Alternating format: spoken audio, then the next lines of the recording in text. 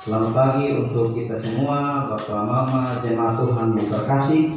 Hari ini kita kembali bersyukur kepada Tuhan bahwa kita semua masih dalam keadaan baik, dalam keadaan yang penuh sukacita, dan kita dapat beribadah bersama-sama. Seperti tema hari ini adalah berbicara ibadah adalah pendidikan, dan pendidikan adalah ibadah. Dan nats yang kita baca ini kesalehan yang palsu dan yang sejati, menarik sekali untuk kita sama-sama renungkan di pagi ini sebagai jalan menuntun kita kepada kehidupan kita tiap-tiap hari. Bapak, Mama, jemaat Tuhan yang diberkati dan dicintai oleh Tuhan, ketika kita membaca tadi dalam Yesaya pasal 58 ini, ayat yang pertama sampai ayat ke-12, ini adalah rangkaian dialog Tuhan Allah dengan umat Israel, ya.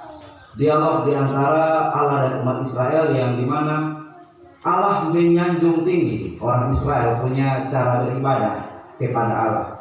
Kalau dikatakan di dalam ayat ini kedua itu dikatakan di sana, memang setiap hari mereka mencari aku dan suka untuk mengenal segala jalanku. Mereka mencari aku, mengenal segala jalanku. Seperti bangsa yang melakukan yang benar dan yang tidak meninggalkan hukum Allahnya. Mereka menanyakan aku tentang hukum-hukum yang benar. Mereka suka mendekat Allah. Beberapa hal yang Allah sebutkan di sini, mereka itu suka mencari Allah, tidak meninggalkan hukum Allah. Sepertinya bangsa Israel ini dalam hal kerohanian, spiritualitas itu mereka bagus sekali, ya. Dan ketika mereka beribadah dengan sungguh-sungguh, dengan pandangan Allah yang luar biasa, umat Israel juga sedikit protes kepada Tuhan Allah. Tuhan, waktu ibadah begini lama ini, beribadah dengan semangat, ya, dengan sungguh-sungguh. Tapi kenapa sepertinya Tuhan tidak pernah mendengar doa kami? Dalam konteks ini mereka berpuasa, Bapak, ya, dalam ibadah puasa mereka. Dan yang menjadi menarik di sini, ya, Tuhan menjawab mereka. Ayat yang ketiga itu, sesungguhnya pada hari puasamu engkau masih tetap terus mengurus urusanmu, kamu mendesak-desak semua buruhmu. Sesungguhnya kamu berpuasa sambil berbantah dan berkelahi, serta memukul dengan tinju dengan tidak semena-mena. Nah, jadi ketemu di sini, Bapak yang diberkati oleh Tuhan, dalam hal mereka beribadah ini, mereka memang melakukan hal itu dengan baik. Tapi keluar ini, ya, mereka seperti orang yang berbeda.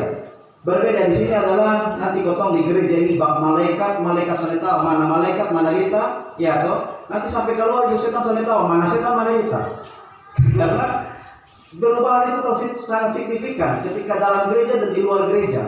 Mengutip kata Bapak Pendeta Yani Mandobe, ketika ada tulisan selamat beribadah itu jangan tempel di luar gereja, tempel dalam gereja pas itu makan luar itu, supaya nanti orang mau pas pulang lihat di pintu atas selamat beribadah. Kenapa? Karena ibadah yang benar saat kita di luar itu. Amin, ya, Bapak Mama, menunjukkan hari-hari kita punya hidup dengan Tuhan, menunjukkan kita punya jati diri sebenarnya itu seperti apa ketika kita di luar. Ibadah yang sejati itu adalah ibadah yang adalah hidup kita. Orang melihat kita punya hidup. Bapak Mama yang diberkati dan dicintai oleh Tuhan, sedikit teks ini dijelaskan di sini.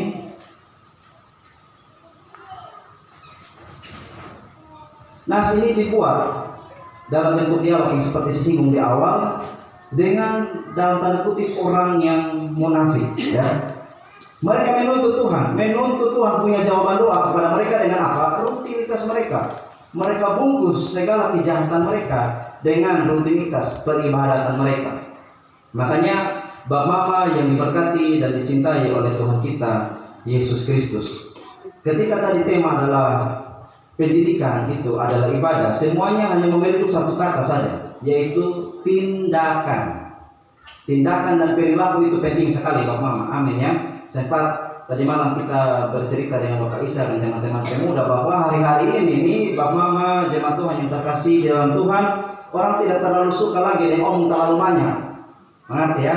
Omong terlalu banyak sekali tapi tindakan itu tidak ada sama sekali. Orang hanya mau lihat lu buat apa, ya.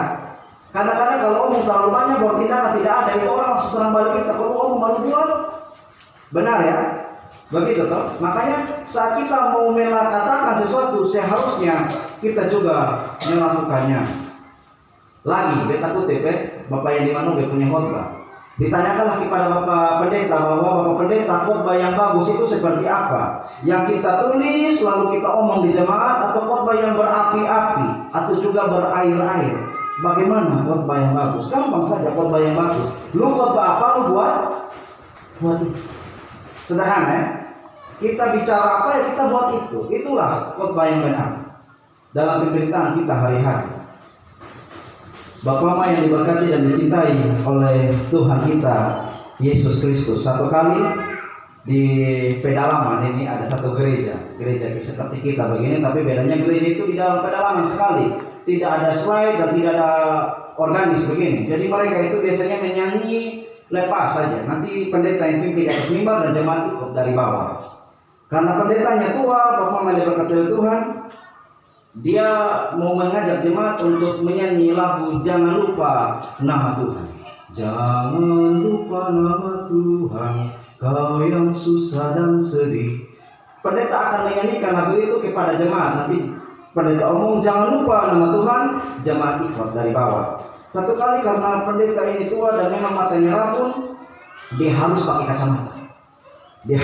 kacamata. Tapi sayangnya kacamatanya lupa. Ketika dia lupa kacamata, lalu dia bilang, saya lupa kacamata. Jemaat rame-rame di bawah, saya lupa kacamata. Itu bukan maksudku. Rame-rame dia bilang, itu bukan maksudku. Biasa. Itu bukan menyanyi, itu minta maaf ada kacamata. Tapi yang menjadi menarik, menyanyi di mana, otak di mana. Ya toh? Kadang-kadang kita begitu, Bapak Mama. Kadang-kadang kita di gereja, kadang-kadang kita punya pikiran tuh di kebun bawang kok, atau air semuanya atau belum, ya kok. Kadang-kadang kita dalam beribadah itu begitu. Mungkin tubuh boleh ada dalam tempat ibadah, tapi jiwa dan pikiran tuh entah di mana-mana, entah ada berjalan di mana. Makanya nanti ketika pulang ibadah, kau sudah dapat apa-apa, ya kok. Amin. Ketika kita datang beribadah gereja ini, Bapak Mama, itu artinya kita memberikan full. Kita punya semua yang ada dalam hidup kita, baik pikiran, baik tenaga dan segala hal. Kita persiapkan untuk memuji Tuhan. Bayangkan kalau betul ketemu, jangan Pak Presiden lah, Bapak Bu mangkali ya, kata Bapak ini.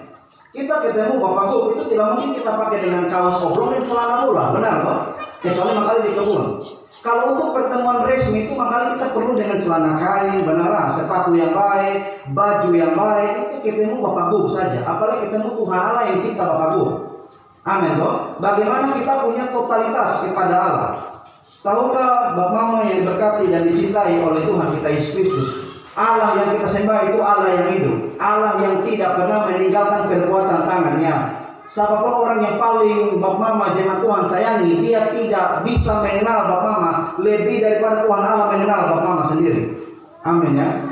Dalam pergumulan hari-hari kadang kita berdoa atau menangis. Kadang orang bilang, satu menangis kenapa ini? Padahal ada pergumulan yang besar. Tahukah ketika kita berdoa, Sony bisa ngomong dan hanya bisa menangis, Tuhan mengerti apa maksud kita ketika kita menangis itu.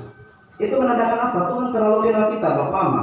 Makanya kita melihat kita Tuhan itu terlalu baik. Apa yang bisa dikasih? Anak tunggalnya saja, Bapak Mama, diberikan bagi kita supaya mati di atas kayu salib gantikan kita semua. Supaya kita semua yang terhilang ini, yang miskin, melarat dan telanjang ini kita dapat dipulihkan olehnya. Makanya kita lihat di sini ayat yang ke-6 dikatakan, bukan berpuasa yang kau kehendaki, ialah supaya engkau membuka belenggu-belenggu kelaliman dan melepaskan tali-taliku, supaya engkau memerdekakan orang yang teraniaya dan mematahkan setiap kuk. Artinya betul ibadah-ibadah nanti ya, kalau tetangga mengkali sudah ada beras dan betul kasih satu dua mot mengkali, wah iya toh memang betul sudah ada juga, masih tidak kalau ada nggak berbagi sedikit. Amin ya. Kita lihat orang-orang yang susah juga terlewat saja. Beta teringat ini satu cerita dalam Injil Lukas pasal 10 tentang orang Samaria yang murah hati. Tahu itu kisah ya? Orang Samaria yang murah hati. Itu diceritakan bahwa orang Yahudi tanya sama Tuhan Yesus ini, Tuhan, beta mau tanya Tuhan, kau yang disebut adalah orang yang mengasihi Tuhan dengan segenap hati, jiwa, kekuatan itu yang mana? Yang mengasihi sama manusia itu yang mana? Lalu Tuhan Yesus menjawab, Tuhan Yesus beri perumpamaan. Adalah begini kata Tuhan, adalah orang yang dari Yerusalem ke Yeriko waktu itu. Ada seorang imam, imam datang Dan ketika sampai di tengah jalan itu menemui seorang yang dirampok, benar, orang yang dirampok, yang dianiaya. Tapi imam ini melewati saja. Imam yang adalah kepala hari-hari di bait suci ini, imam. Tapi lihat orang ada setengah mati memampus, kali mau mati di tengah jalan dia lewat, saya tolong juga ini. Lalu yang kedua adalah Lewi. Lewi juga bisa dikatakan sebagai orang yang ada dalam lingkupan bait Allah. Para tua-tua dong, Lewi dong ini. Ketika Lewi lihat orang yang sementara di pinggir jalan, dia lewat saja. Tidak tanya apa, lewat saja, tidak peduli juga di tengah hutan. Tidak mau tolong dia, takut makali ini jebakan kok apa, saya tahu.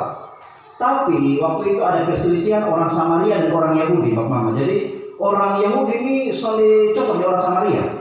Tuhan Yesus kasih perumpamaan, orang-orang yang mau bilang orang kafir Samaria itu nanti dia yang tolong ini orang sakit. Makanya dibuktikan di sana, ketika Samaria lewat, benaran dia ambil, dia tolong ini orang yang sakit. Dia naikkan ke keledainya, dirawat dalam rumah penginapannya. Dan mereka ada Tuhan Yesus tanya. Jadi dari ini cerita kita tanya di kosong, siapa yang menjadi sesama manusia? Dosa orang ngomong orang Samaria itu Bapak cek sa. Dong ngomong tak putar kata lagi. Orang yang telah menunjukkan belas kasihan kepadanya. Lihat. Dong ngomong 7 kata dibandingkan kata Samaria. Dalam hal untuk mengasihi saja mereka tidak mau. Itulah Bapak Mama yang diberkati dan dicintai oleh Tuhan kita Yesus Kristus. Peribadatan yang sejati itu adalah di mana kita tidak saja melakukan segala formalitas rutinitas ibadah setiap hari Minggu, tapi bagaimana kita di luar itu menjadi berkat bagi sesama. Amin. Orang berdoa dan bekerja. Doakan apa yang kita kerjakan dan kerjakan apa yang kita doakan.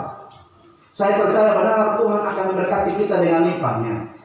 Berkat Tuhan itu Bapak yang diberkati oleh Tuhan. Kita mau beritahu satu hal bahwa bukan berbicara soal uang. Berapa banyak uang? Karena nyatanya banyak orang banyak uang tapi juga mati bunuh diri. Benar ya? Berbicara soal kebahagiaan itu bukan hanya kita terkenal, popularitas, punya jabatan, tidak hanya itu. Tapi bagaimana kita punya sukacita yang daripada Allah. Baik susah, baik senang, kita terus sukacita. Dalam rumah kita punya kampung satu piring, kita makan di anak-anak penuh dengan sukacita. Itulah hidup penuh kebahagiaan. Bagaimana kita punya itu sukacita dalam kita punya hidup. Amin ya, Bapak diberkati oleh Tuhan. Seperti mungkin kita sering singgung di mana-mana, termasuk kita punya saudara di Akle waktu itu, ya, bahwa ketika kita melakukan segala sesuatu dengan segenap hati seperti untuk Tuhan dan bukan untuk manusia. Jadi kita orang yang merasa diri masih muda dan ingat pulang rumah dan bantu orang tua, nanti dapat lihat piring kotor di mana, langsung kali dapat cuci piring sudah. Ya, ada langsung di rumah lihat ini pakai kotor ini, ambil dan cuci sudah. Nanti takut orang tua datang, salam lihat di rumah saudara si sampai eksekusi. Beta aduh beta anak sayang Kau lihat bahwa bukan anak takut pulang dari sekolah minggu atau dari gereja langsung injil orang tua bilang bertobat lain kau tidak. Tapi bagaimana dia menunjukkan satu tindakan benar dalam rumah tangga dan orang melihat itu. Kita juga orang tua seperti itu, menghadirkan damai bagi anak-anak semua. Bagaimana anak-anak bisa terbuka dengan kita ketika kita mau memberikan damai kepada anak-anak. Amin ya, Bapak Mama diberkati dan dicintai oleh Tuhan. Dan kita melihat di sini dalam ayatnya yang ke-8 sampai 9. Di situ 8 sampai 9 ya. Itu Tuhan memberi satu jaminan Bapak Mama.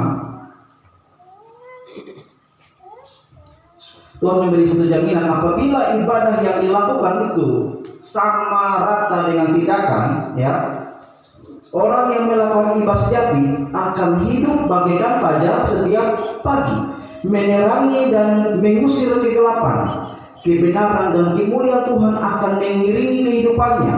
Tuhan akan berkenan kepada seruan mereka. Ketika mereka berpihak kepada orang yang susah, Allah pun akan berpihak kepada mereka. Tuhan berjanji menuntun, memuaskan dan memperbaharui orang-orang yang mewujudkan ibadah dalam karya-karyanya. Seperti teringat satu kisah dalam Matius pasal 25, akan ada zaman di saat nanti Tuhan memisahkan kambing dan domba, saat nanti Tuhan akan datang. Dan dikatakan di sana, Mari engkau kawanan-kawananku datang makan bersama-sama dengan aku, karena ketika aku lapar engkau memberi aku makan. Benar ya? Ketika aku telanjang kamu memberi aku pakaian, ketika aku seorang sakit engkau menjenguk aku, ketika aku di penjara engkau datang melihat aku. Lalu orang-orang tanya bilang, Tuhan, kemana kau bisa kasih makan Tuhan? Kemana kau bisa kasih pakaian sama Tuhan? Kemana kau bisa melawat Tuhan dalam keadaan sakit? Ya, Tuhan katakan, kalau tidak salah dalam Matius pasal 25 ayat 41 atau 40 itu, segala sesuatu yang kamu lakukan untuk saudaraku yang paling hina ini, kamu telah melakukannya untuk aku. Jadi Bapak yang berkati dan cinta oleh Tuhan, kita percaya semua bisa, tidak mungkin tidak bisa.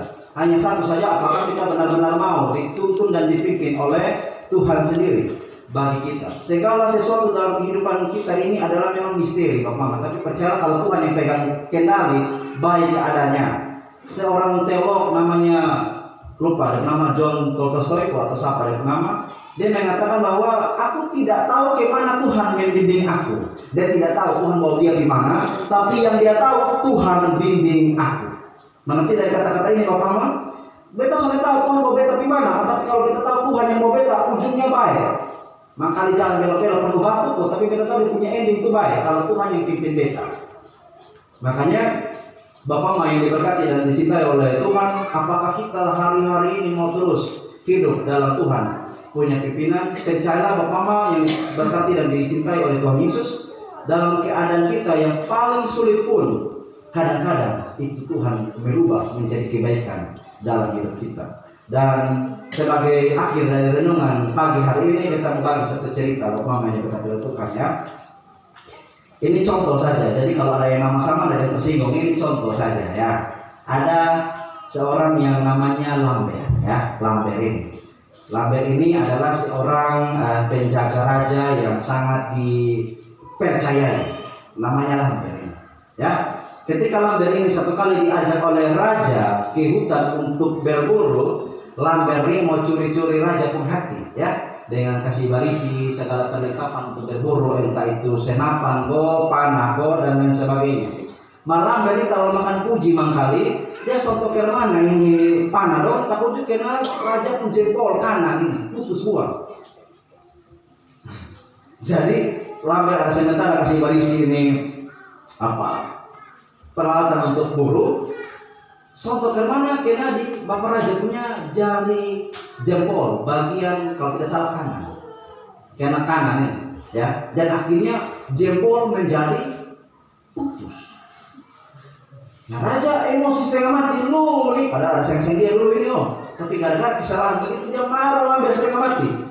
Pengawal kurang ajar, tidak setia dan sebagainya, keluar semua. Lalu Lambert dihukumlah, bawa di penjara paling gelap. Lambert ini karena kesalahan sudah bikin putus kaki raja kan. Raja emosi setengah mati karena memang Lambert ini sudah bikin beta cacat, kira-kira begitu. Karena satu kali memang raja yang hari-hari di Lambert, tapi sudahlah karena Lambert bikin sana, raja pergi berburu dengan pasukan yang lain saat. Ketika raja sementara berburu di hutan, Bapak yang berkata oleh Tuhan ya,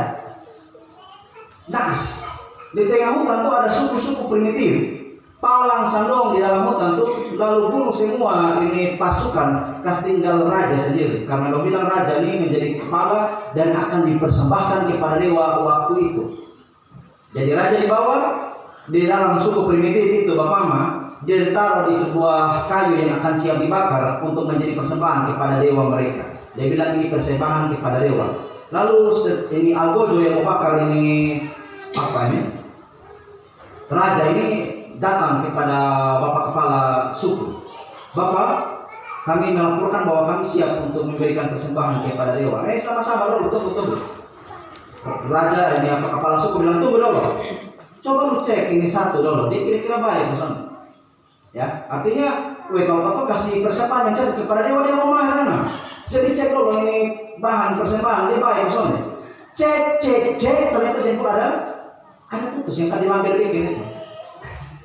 Jadi itu jempol yang putus itu mengakibatkan raja cacat dan raja tidak layak dijadikan persembahan. Artinya raja yang cacat itu dibiarkan terlepas begitu saja. Ketika raja terlepas dari hampir mau mati, yang satu dia ingat dalam pikirannya adalah siapa? Lambert. Gara-gara lamber dia punya kaki putus, dan akhirnya dari kejadian dia sampai dijadikan persembahan.